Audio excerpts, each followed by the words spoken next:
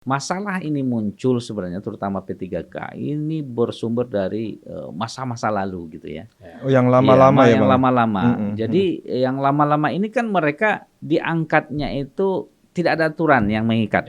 Karena dulu honorer-honorer ini kepala dinas bisa membuat SK honor, kemudian camat bisa bikin SK honor, kepala sekolah bisa bikin SK honor gitu. Suka-suka lah gitu. Suka-suka. Kemudian mereka juga nggak punya standar gaji yang ada patokannya gitu. Yang jelas.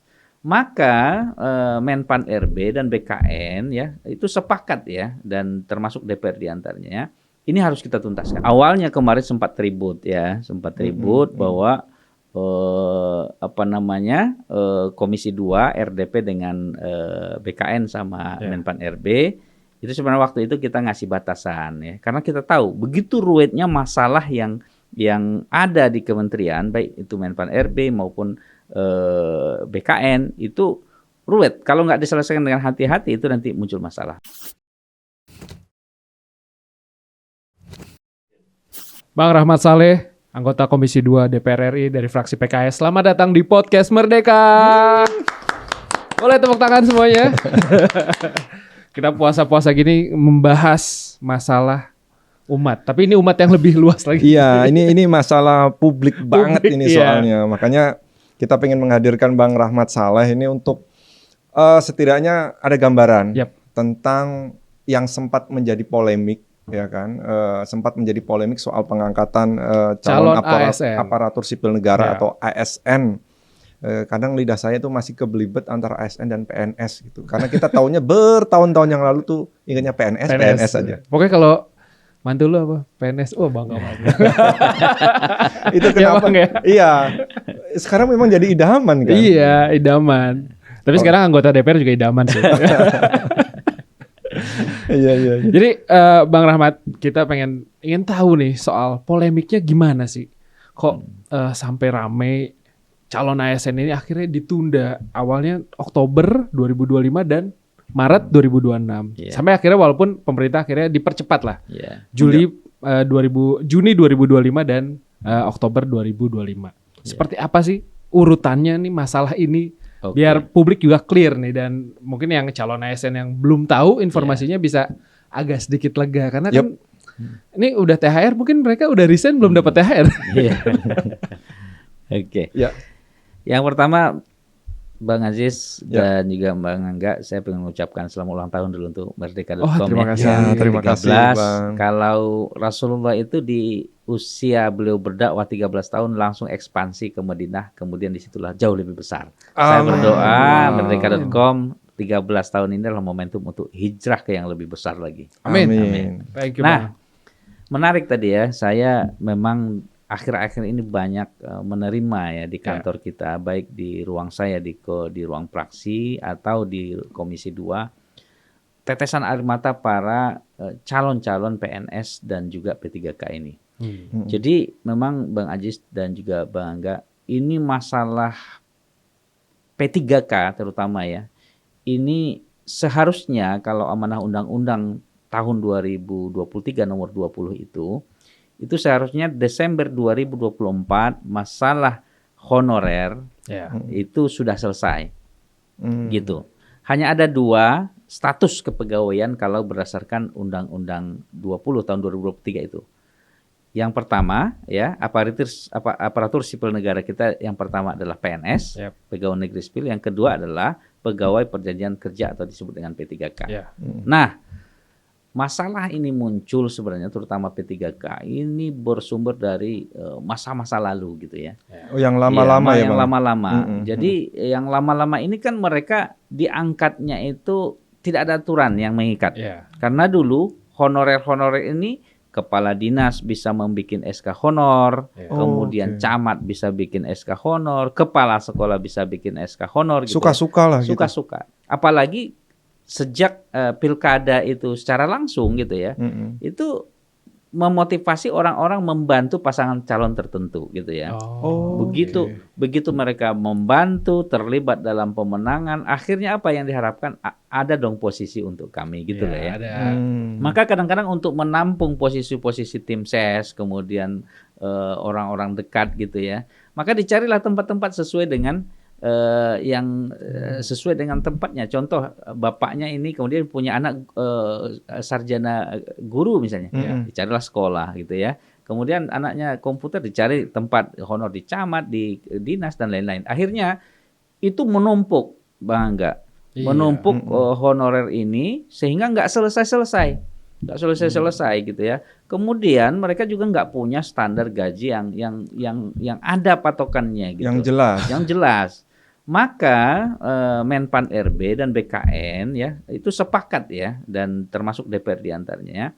Ini harus kita tuntaskan. Kalau ruang setiap kepala daerah berganti pula honorer, masuk lagi data baru.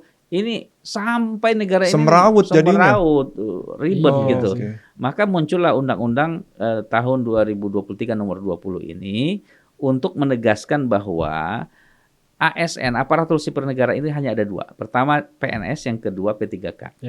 Hanya ada 2 itu? Hanya ada 2 itu. Okay. Nah, di undang-undang itu ditegaskan setelah terbitnya undang-undang itu dan Desember 2024 tidak boleh lagi pemerintah daerah kemudian merekrut honorer. P3K tadi. Honorer, nggak boleh lagi karena sejak 2025 Januari itu diharapkan honorer sudah tidak ada lagi. Hanya ada 2. Iya kan? PNS, P3K. Nah, setelah itu amanah undang-undang itu kan harus dilaksanakan, ya kan? Harus dilaksanakan. Maka ASN CPNS kan sudah ada yang tes. Sudah ada pengumuman dan ada masa TMT, terhitung masa tugas. Ada yang April gitu ya. Kemudian P3K ya kan honorer tadi dia disuruh tes. Disuruh tes, kemudian ada yang lolos, ada yang tidak lolos. Iya kan? Yang lolos ini terbagi lagi, ya. Yang lolos ada terbagi. Yang lolos ini dia lolos misalnya nilai memenuhi, masa data BKN lebih dari 2 tahun terpenuhi, tapi formasi tidak ada. Nggak dapat posisi. Nggak dapat posisi karena gini, contoh honorer untuk ketersediaan guru misalnya itu misalnya ya, ada 100, ya kan? Yang daftar dan lulus memenuhi syarat itu ada misalnya 150. Nah, sementara guru kesediaannya 100. Berarti kan ada 50 yang daftar antri. Di situ ada istilah R2, R3 gitu ya yang nunggu masa antrian. Nah, yang tidak lulus, itu ada namanya pemerintah memberikan solusi jangan sampai ada yang dirumahkan. Maka mereka ini disebut P3K paruh waktu. Nah, P3K yang lulus ini belum dilantik nih. Nah, sudah ada P3 yang tidak dapat formasi. Ada P3K yang paruh waktu, gitu kan? Ini belum selesai, gitu ya, belum selesai. Maka ini pemerintah satu-satu menyelesaikan. Nah, awalnya kemarin sempat ribut bahwa Komisi 2 RDP dengan BKN sama Menpan RB itu sebenarnya waktu itu kita ngasih batasan ya, karena kita tahu begitu ruwetnya masalah yang ada di kementerian, baik itu Menpan RB maupun BKN itu ruwet. Kalau nggak diselesaikan dengan hati-hati itu nanti muncul masalah. Maka kita kasih batas waktu ya. Kemudian untuk CPNS harus selesai di bulan Oktober 2025. Kemudian untuk P3K selesai di Maret 2026. Itu batas maksimal. Tapi yang sudah selesai itu bisa diselesaikan, dilantik. Nah, cuman waktu itu muncul polemik ya, karena dengan berbagai pertimbangan Menpan RB dan BKN mengambil batas maksimal. Tapi kan itu menimbulkan reaksi publik dan kita tentu pingin menyampaikan apa adanya di rapat komisi itu. Karena kalau ditentukan maksimal Maret 2026, Bang. Iya. Ya kemungkinan kementerian lembaga atau Pemda yang ngambil yang terakhir aja gitu kan. Kasihan nasibnya. Banyak hal muncul masalah. Banyak hal masalah. Ada masalah yang contoh CPNS ini. CPNS dia sudah resign dari tempat dia kerja. Ada yang di BUMN, ada di karyawan swasta gitu ya. Karena udah lolos dan sudah ada harapan mau dilantik April, dia udah biasanya kan Januari kontak baru. Januari dia sudah resign karena berharap April dilantik, diangkat. Ternyata kalau itu muncul penganggur-penganggur baru kan, maka ternyata kita suarakan baik itu di komisi, kemudian di media berkat teman-teman media juga. Itu ternyata itu Pak Prabowo mendengarkan suara arus bawah ini. Pak Prabowo memberikan arahan kepada Bu Menteri dan juga BKN melalui Sekretaris Negara bahwa ini harus dipercepat. Nah, dipercepat. Maka alhamdulillah ini kabar baik nih bagi seluruh CASN PNS dan juga CASN P3K. Insya Allah PNS ini sudah harus selesai itu bulan Juni 2025 ini. Tapi bagi kabupaten kota yang sudah cukup keuangannya mampu, kemudian semua syarat sudah terpenuhi, percepatan bisa dilakukan. Mau dilantik April, kemudian Mei, tapi Juni itu sudah harus selesai. Juni jadi maksimalnya. Maksimal harus selesai. Okay. Untuk jadi deadline-nya di situ ya. Deadline-nya untuk CPNS. Kemudian sehingga enggak terlalu lama mereka menunggu gitu kan. Iya benar. Nah untuk P3K itu Oktober sudah harus selesai. Kita berharap tentu ini kan P3K gelombang 1 ini sudah ada orang-orangnya, tinggal nunggu pelantikan dan penempatan. Ini total kalau nggak salah 1,2 juta orang ya Bang? Ya, jadi total honorer kita yang ada di BKN itu ada 1,6 juta. Kemudian setelah itu kan udah lolos kemarin 1,2 juta ini ada juga yang sudah dapat formasi, ada yang belum gitu ya. Ini yang harus diselesaikan. Kalau yang sudah dapat formasi itu enggak ada hambatan lagi untuk dilantik jadi P3K. Tapi bagi yang tidak lolos itu kan jadi paruh waktu. Maka paruh waktu inilah yang kemarin ketika RDP dengan Bu Menteri kita meminta, karena begini Mas Aziz dan Bang Angga ya, P3K ini di daerah bermacam-macam, bervariasi, tidak ada standar terkait dengan penggajian. Kita kasihan ya Bang Angga melihat ada guru yang gajinya masih 300.000 sebulan loh. Aduh, sebulan di kampung-kampung gitu ya. Gimana kualitas pendidikan kita gitu ya? Kemudian ada yang 1 juta, ada 1 juta. Jadi nggak ada standar. Jadi kemarin ketika saya rapat RDP dengan Bu Menteri, saya sampaikan kalau bisa ini khusus P3K paruh waktu ini dan R2, R3 yang dalam P3 yang dalam antrian ini harus ada dasar hukum yang memberikan kepastian bagi mereka. Yang pertama adalah kepastian pengangkatan untuk jenjang karir berikutnya. Kemudian yang kedua, kepastian terkait dengan kesejahteraan. Dalam hal ini adalah gaji yang mereka dapatkan. Jangan sampai masing-masing daerah, masing-masing kementerian lembaga itu kebijakannya beda-beda. Karena apa? Itu nanti akan ada disparitas kesenjangan yang jauh ya. Mungkin di daerah tertentu gaji paruh waktunya segini, R2, R3 segini, kemudian di sini ada macam-macamnya. Maka kalau ada bisa peraturan pemerintah, ada ambang batas. Tapi nanti sampai pada titik semua kan akan muaranya cuma ada 2 tadi Bang.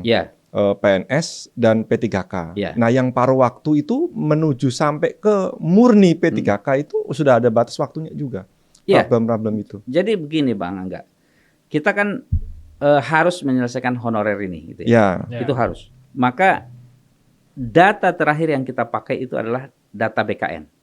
Nah, data BKN yang dia itu minimal 2 tahun terdaftar data BKN, itulah yang diakui punya tiket untuk tes P3K. Nah, maka target kita menyelesaikan yang ini semua Bang. Amanah undang-undang yang sudah ada di BKN dan memenuhi syarat ini semuanya harus selesai nanti pada waktunya.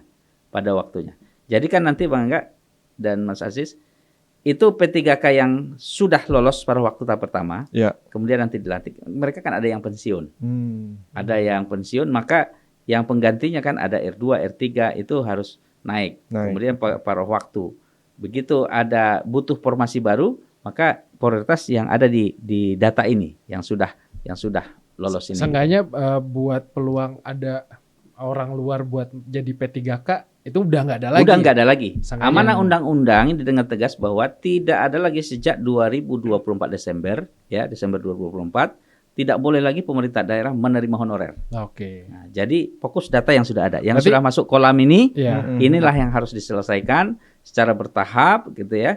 Kemudian mengikuti masa prosedur pensiun yang P3K yang Berarti 1,2 juta orang ini nih Bang nih. Ya. Mereka akan ya sudah ada yang P3K, Ya. mungkin nanti yang pensiun berapa persen nanti Ya. tinggal bergelombang aja gitu ya. Nah, total kan tadi 1,6 ya kan. 1,6. 1,2 yang sudah ada formasi Oh, ya. Ada misalnya 400.000 yang belum. Nah, Ada, mereka yang mengantri tadi. mereka lah antri nanti untuk berdasarkan nilai ya. Kada ada R2, R3, kemudian ada P3 ke paruh waktu. Nanti itulah yang dulu penuh, akhirnya nanti suatu ketika habis selesai. Tapi justru kan masa tunggu ini ya tadi ya Bang juga sempat singgung bagaimana kesejahteraannya. Tentu perlu ada ambang batas. Betul. Karena kayak yang kita tahu ya Bang, tadi Bang juga sempat singgung bahwa ada guru 300.000 gaji, ada yang 1 juta. Ya gimana mau kualitasnya lebih baik gitu. Padahal Pak Prabowo terakhir ngomong ya pendidikan kita ya butuh uang bukan omon-omon gitu kan. Itu salah satunya di guru. Nah artinya kalau dari Abang sendiri estimasi berapa sih Bang buat ambang batas si PPK paruh waktu ini? Kesejahteraannya lah. Apakah kalau P3K ini kan sudah mengikuti UMP ya? Betul. Jadi P3K ini kan sudah ada aturan Kementerian Keuangannya terkait dengan standar gaji P3K. PNS juga seperti itu, sudah ada. Golongan ini fungsional sudah ada. Yang belum itu P3K paruh waktu R2, R3. Nah, yang dalam daftar antrian ini nih. Nah itu, jadi saya kemarin menyampaikan. Jumlahnya itu cukup banyak, Bang. Sekitar 400.000. 400.000 tadi 1,6. Ya. Oh, yang 400.000-nya.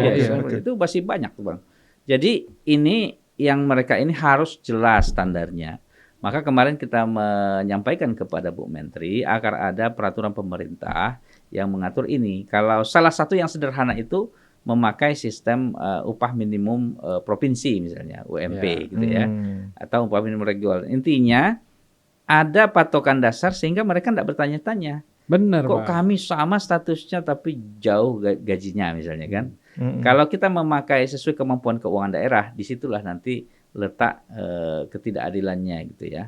Maksudnya masih ada tadi yang sepertinya tadi Mas Aziz yang guru 500.000, 300.000 kasihan gitu ya.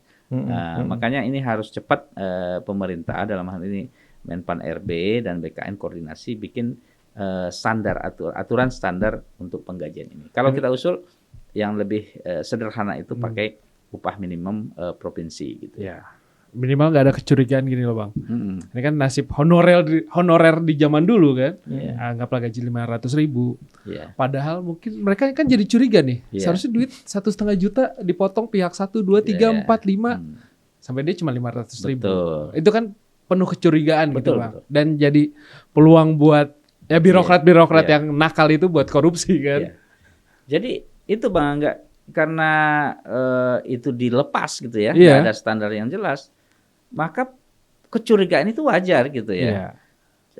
Kenapa? Karena dia masuk, siapa rekomendasikan. Nah, mungkin dulu butuh pekerjaan, dari muncul seperti kasus-kasus yang lain ya. Jangankan itu Bang, enggak. Kasus beasiswa PIP aja ya, untuk pelajar gitu ya. Ada laporan dipotong. Nah, apalagi yang ini sifatnya rutin gitu ya, rutin siapa yang masukkan dia. Nah, jangan-jangan ini sebenarnya gaji saya ini 1 juta, tapi dipotong ini. Nah, tapi kalau ada yang jelas, ada peraturan pemerintah, setiap R2, R3, P3K paruh waktu ini standarnya minimal misalnya.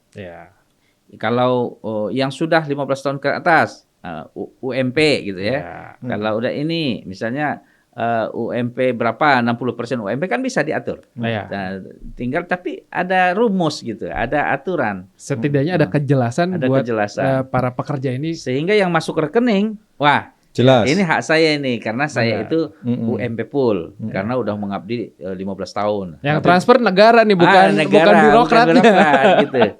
Nah, ini saya karena baru aja 3 tahun gitu ya. Kemudian tidak ada formasi, udah 70% UMP. Kan jelas. Dia bisa menerima apa namanya? Apa yang dia terima karena sudah konsekuensi dan terbuka transparan secara nasional. Jangan jadi bancakan lagi lah birokrat. Bang, dengan adanya aturan baru sebenarnya di Undang-Undang ASN dan aturan di BKN sendiri itu sebenarnya sudah rigid nggak ya? Setidaknya bisa menyelesaikan keruwetan yang sebelum-sebelumnya terjadi itu soal pengangkatan pegawai aparatur negara ini sebenarnya. Sebenarnya undang-undang yang menjadi landasan hukum utama sudah memadai ya, Bang Aziz ya. Terutama Undang-Undang 20 tahun 2023 itu kan sudah jelas amanahnya. Minimal poinnya di situ sudah kelihatan batas waktu penyelesaian honorer, udah kelihatan gitu kan. Ada tuh rigid aturannya. Ada di undang-undang. Salah satu pasal itu mengatakan bahwa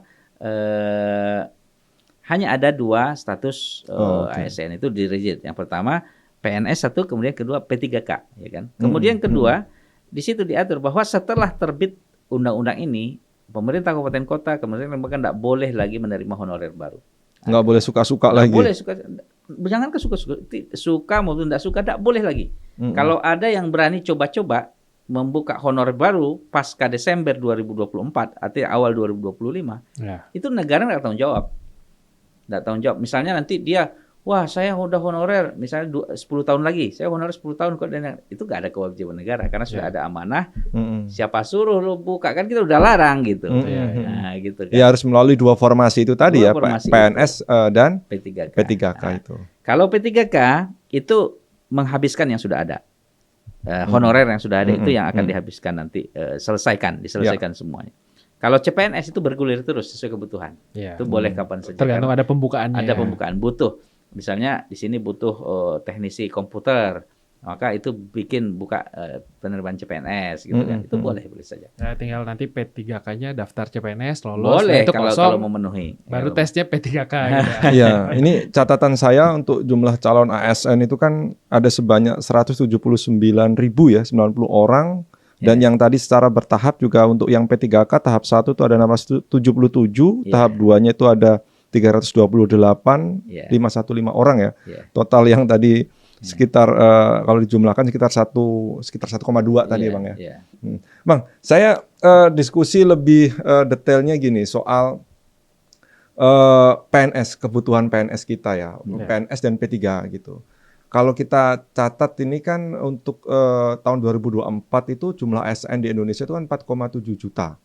Total ASN terdiri dari 3,6 juta PNS dan 1,1 P3K. Ini artinya kan sebenarnya sudah banyak banget pegawai. Walaupun kalau dari sisi rasio ya jumlah penduduk kita 280 kalah sama jutaan. jumlah penduduknya.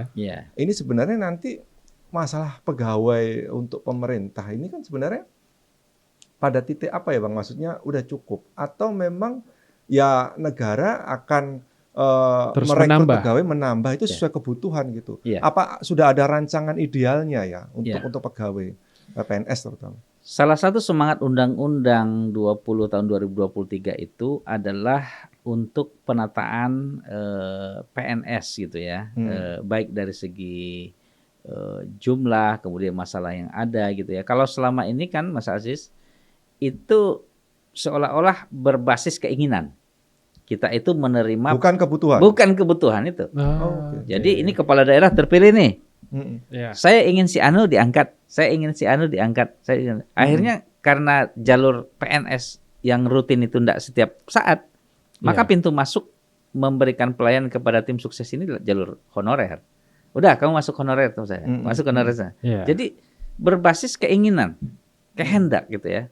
Nah, amanah undang-undang ini itu berbasis kebutuhan, gitu ya. CPNS kita menerima tahun ini, misalnya, coba masing-masing kementerian lembaga, kabupaten kota mengajukan apa sih yang kebutuhan di tahun depan, gitu ya. Nah, maka tahun ini diajukan, maka di sini BKN akan melakukan analisa.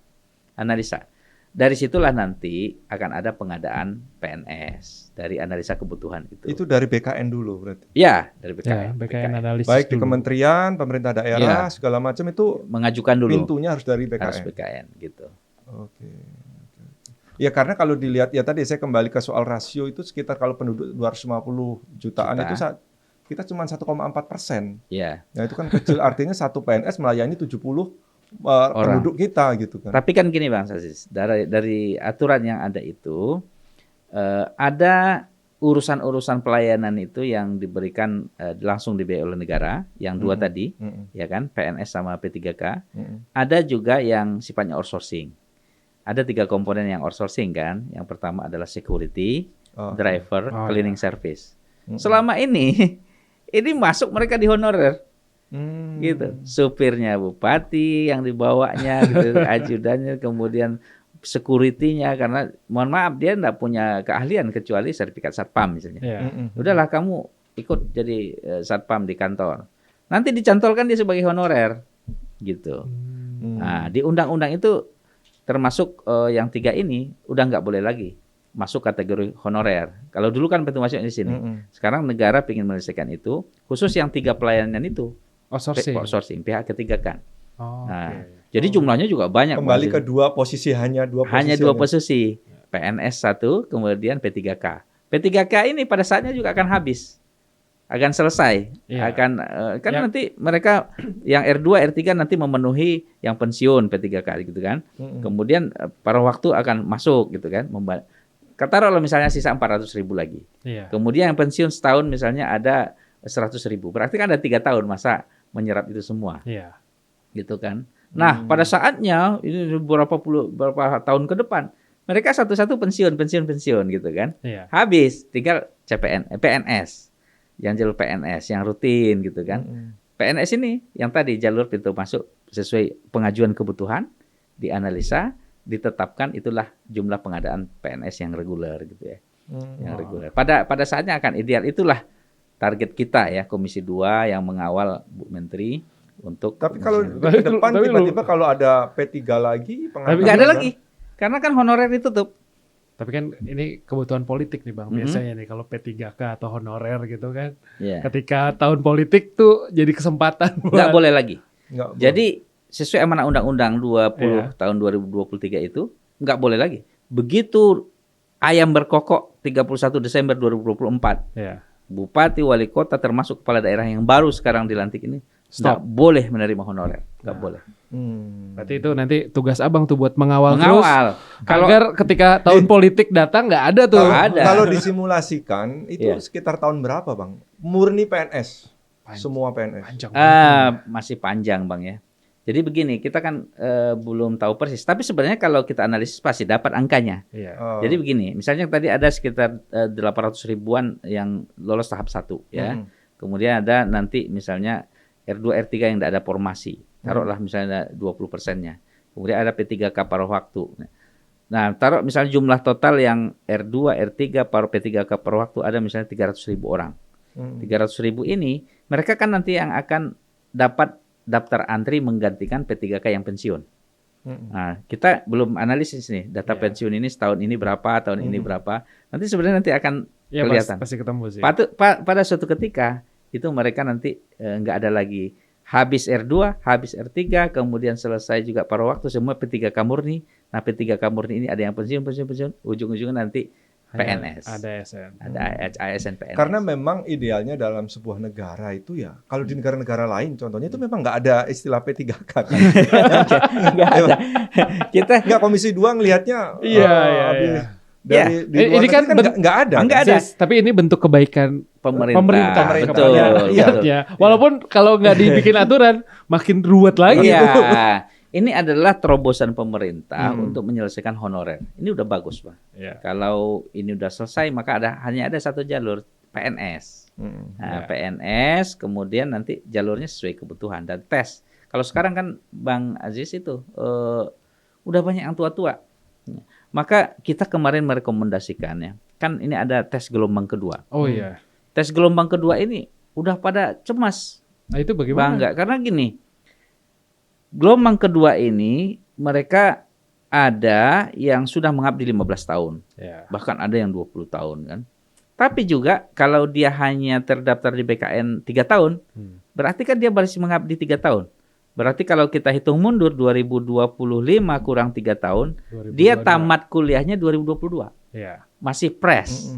Masih jago dia komputer gitu kan. Nah, tapi yang 15 tahun yang lalu dia kan harus ujian CAT namanya. Ujian pakai komputer, berbasis komputer. Dia pusing, Pak. Bangga. yang tua-tua itu. Ini P3K ya? Iya, P3K. P3K yang mau tes gelombang kedua ini. Mendengar tes CAT aja dia udah mendengarnya udah mual gitu ya. Karena dia udah nggak bisa komputer gitu ya, nggak bisa laptop, nggak terbiasa dengan IT kan. Dia dulu biasa manual. Nah, kemarin kita sampaikan kepada Bu Menteri dan BKN bahwa khusus P3K ini kan bukan seleksi murni seperti PNS. Kalau PNS silakan bertarung. Formasi yang dibutuhkan IT, ini desain ini, maka mereka harus menunjukkan ilmunya di situ. Itu setuju tuh. CAT dan kemampuan skill itu parameter utama. Tapi P3K ini itu kan menyelesaikan honorer yang sudah mengabdi sekian tahun, gajinya nggak jelas, udah pada tua gitu ya. Maka kemarin kita mengusulkan sistem afirmasi. Artinya apa? Afirmasi. Artinya sistem kemanusiaan dan keberpihakan gitu loh ya. Jadi kita tidak mengangkangi undang-undang mereka harus tes. Tetap juga pakai komputer. Tapi penilaian komputer misalnya bobotnya dari hasil tes komputer 30%. Ya kan? Masa pengabdian dihitung 40% misalnya kan. Yang mengabdi 10 tahun ke atas dapat 40% nilai gitu kan. Jadi walaupun CAT-nya rendah masih tertutupi dengan pengabdiannya gitu. Ternyata memang kayak penilaian kita itu. Menyelesaikan masalah, sebenarnya masalah kepegawaian begini nggak bisa langsung dilihat sebelah mata nggak aturan bisa. ini gitu. Karena ada hal-hal kemanusiaan yang harus perlu kita perjuangkan. Kasihan kan Mas Aziz, coba bayangkan. Dia sebenarnya pengalaman dia oke, ya. Mengajar kemudian matematika misalnya kan. Mengajar SD matematika. Dia sudah 15 tahun mengajar. Dan psikologi murid itu dia udah dapat gitu ya, karena udah 15 tahun. Keibuan itu udah dapat. Dari segi skill mengajar matematika sederhana di sekolah, udah oke dia. Dibanding ada persgrodet yang baru datang, tapi dia pintar secara ujian, tapi belum tentu dia bisa ngajar kan? Secara kemampuan di lapangannya ya. Prakteknya belum gitu. Jadi maka kita menyampaikan bahwa seleksi untuk P3K ini ya, jangan hanya mengedepankan sistem CAT itu aja, tapi ada sistem kemanusiaan yang tanpa mengurangi kualitas mereka gitu kan. Sayang dong kalau seandainya ilmu-ilmu, apalagi ilmu sekarang kan, kalau tes kan ilmu global gitu, berkembang terus. Gitu. Karena apalagi PNS itu kan PNS mau orang kan ngeliatnya kadang-kadang PNS P3K kan hampir sama. Seragamnya sama soalnya nggak ada bedanya. Itu kan mereka juga dituntut untuk bekerja tetap maksimal kan. Tetap melayani lah. Karena kan mereka ujung tombak dari sebuah pemerintah yang paling terkecil dalam pelayanan publik. Betul. Nah, itu kalau misalkan apalagi kadang-kadang komentar-komentar yang kurang bagus gitu kan soal kerjanya, inovasinya segala macam. Itu kan juga jadi tuntutan ke pemerintah juga. Ini gimana sih gaji terus gitu segala macam, tapi pelayanannya bagaimana ke masyarakat. Apalagi banyak itu kan kalau di sosial media gitu. Jam 8 belum buka atau enggak jam berapa masih santai-santai main catur. Nah, itu image itu selain masalah penerimaan tadi ini seleksi P3K, ASN tentu pelayanan kan juga jadi unsur penting lah di mata publik gitu ya. Nah, khusus bab itu P3K itu tuh Mas Angga, itu kan mereka pegawai dengan perjanjian kerja ya. Maka mereka itu ada waktu-waktu evaluasi mereka.